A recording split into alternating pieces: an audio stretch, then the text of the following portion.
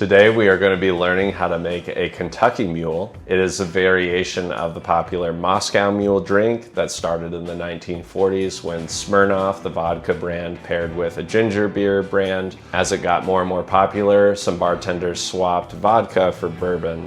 So let's learn how to make it. So first I'm going to toss in my ice cube, and then once we have done that, I'm going to pour in my bourbon. Now, if you want your drink significantly tangy, as in lots of lime in it, you can use a full lime. Most people would recommend using just half a lime. So I'm going to use this strainer. This is typically used for tea, but I found it's really great when juicing a lemon or a lime. So I'll do this.